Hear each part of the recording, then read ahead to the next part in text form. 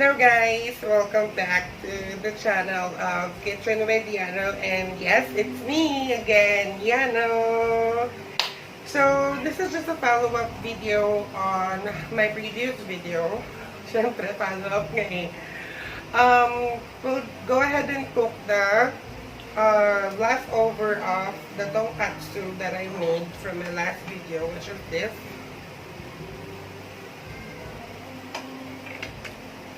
And then, this recipe is just very easy, more sabaw, more and everything. Sobrang dali lang though. So, let's start. I'll just go ahead and move the camera a little bit so that you can see the ingredients and everything. Okay? So, by the way, thanks again for coming back on this video. And, keep on viewing! So, hello guys. Ito na muna yung setup natin kasi darating yung friend ko, hindi ko magagamit yung lamesa. Ang gagawin natin ngayon is yung stock para sa ating katsudon. Usually, yung paggawa ng stock or ng dashi stock is kailangan natin ng water, ng seaweed, at saka ng bonito flakes. However, wala tayong bonito flakes, tsaka medyo pricey yung bonito flakes. So, I'm gonna use a Japanese dashi granules. So, ito siya. Nakita. Tadaan! Ayan siya. So, first time kong gagamit na to. So, hindi ko pa alam kung paano yung ratio niya. Pero, maggagawa tayo ng trial and error. And then, we'll see. Okay? Usually, before, nung gumagawa ko nito, ginagamit ko lang is just water. Minsan, kapag may seaweed, naglalagay ako ng seaweed. Tapos, naglalagay ako ng anchovies or yung dilis. Papakuluan ko lang yun. Tapos, kapag nakuha ko na yung katas, yung sabaw nun, yun yung gagamitin natin. Pero for this time, gagamit tayo ng instant dashi. So, first, ang gagawin natin, maglalagay tayo ng half cup ng water.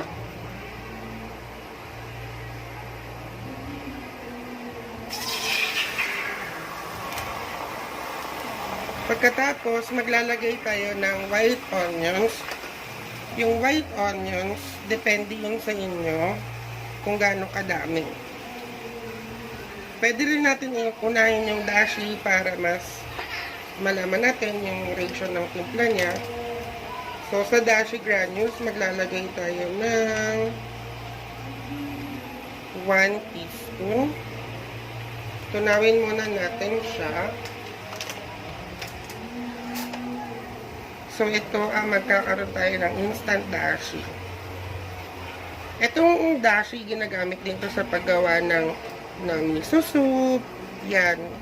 Favorite ko yung miso soup, lalo na kapag kumakain tayo sa resto like Tokyo, ganyan. So, tikman natin. Okay. Guys, ang perfect ng half cup and 1 teaspoon. Pero pwede niya rin siyang tabangan kasi yung dashi medyo malangsa siya dahil nga pinagsama-sama yung bonito flakes which is made of dried fish. Tapos may dilis din. Tapos aside from that, meron ding seaweed. So ang perfect na tong dashi, instant dashi stock natin. Yung next natin gagawin is maglalagay tayo ng white onions.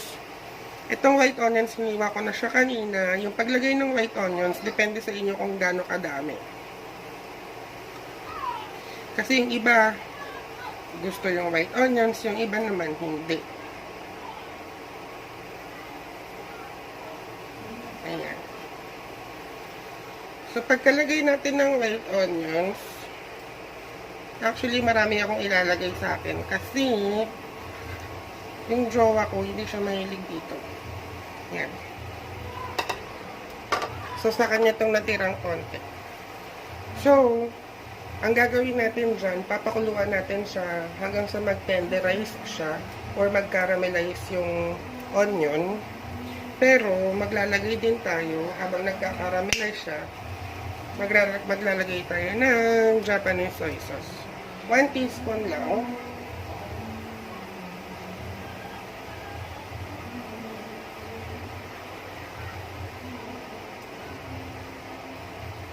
1 teaspoon ng Japanese soy sauce. Kalat lang natin.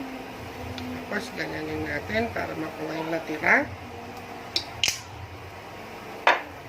Susunod, maglalagay tayo ng mirin.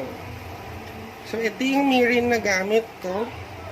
Sa mga hindi pa nakakalam, itong mirin is a Japanese seasoning. Ang lasa nito, medyo manamis-namis siya. Mukha lang siyang mantika.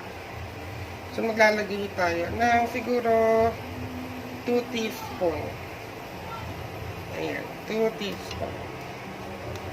Haluin natin ng kemeralatik na ito. Ayan. So, habang ang ating onion ay nagka-caramelize, okay, ipapakita ko naman sa inyo kung paano natin i-beat yung egg. Yung egg natin, hindi natin siya ito-total beat.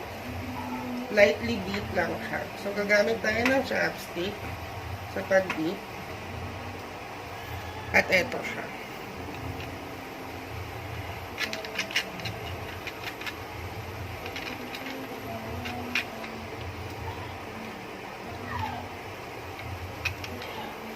Ayan. So, ganyan lang siya. Kung nakikita nyo, meron pa yung egg white. Hindi, kumbaga, hindi well mixed yung hindi well blended yung egg white and yung egg yolk.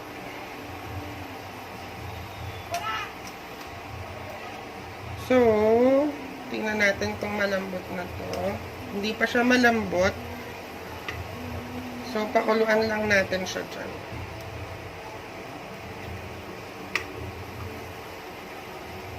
At dahil parang natutuyo ang ating stock, maglalagay ako ng another teaspoon ng dashi stock or dashi granules. Ayan. Tapos maglalagay ako ng another half cup ng water.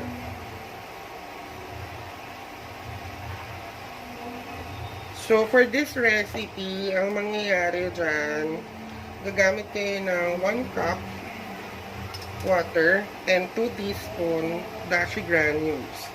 Pero again, ito ay sa aking panglasa. So, pwede kayong gumamit ng siguro 1 cup ng water and then 1 teaspoon ng dashi granules. So, ang paggawa ng dashi natin is depende talaga sa panglasa niyo, guys. So, malapit na itong mag-caramelize. Okay.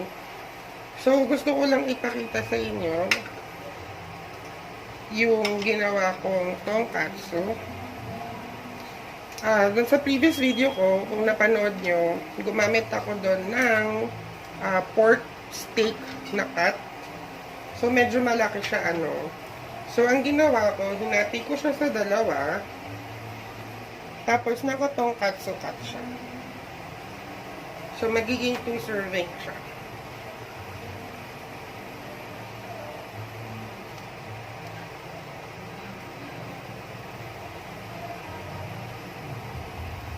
So, pagpasensya na guys, kung medyo marami ang aking workspace.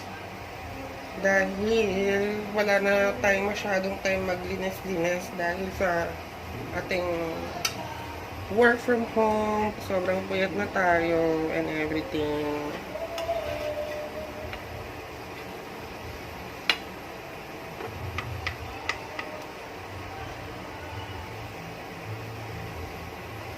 So, nagka-caramelize na siya. Pakuluin pa natin siya ng konti hanggang sa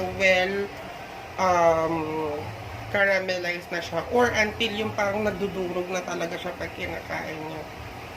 So, let's wait.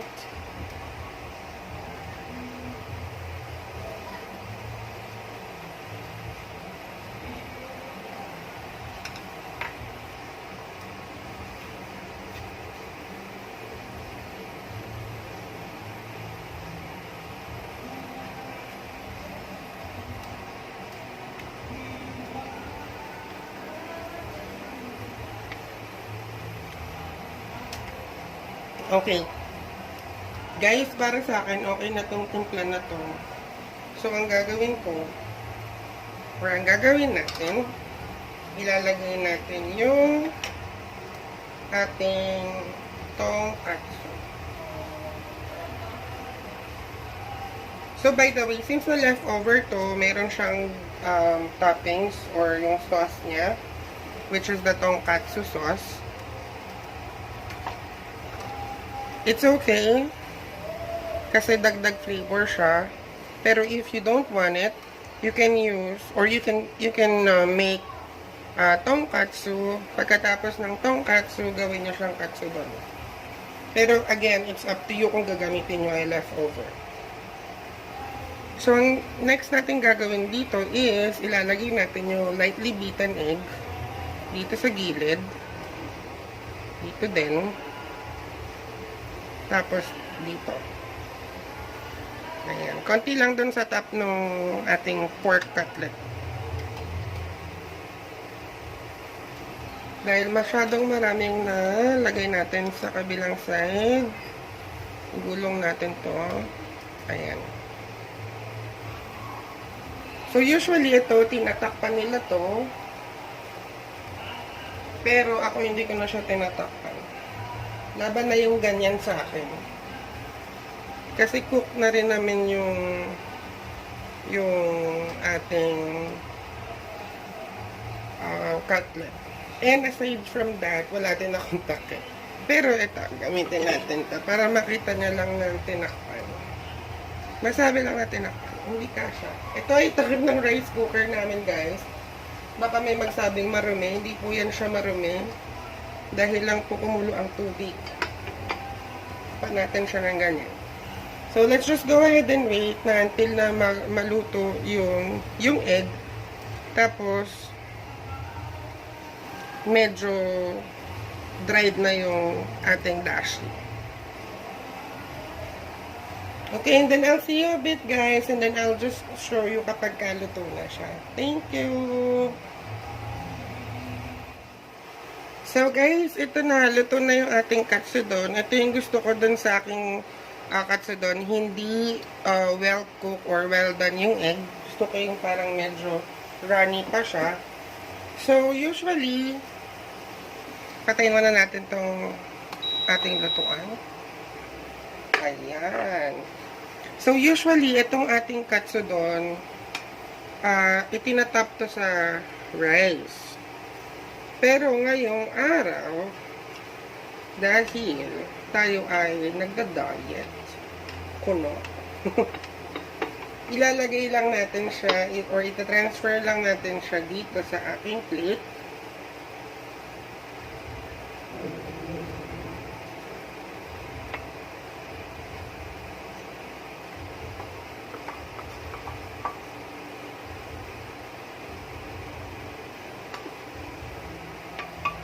Ayan. Ayusin natin siya for plating.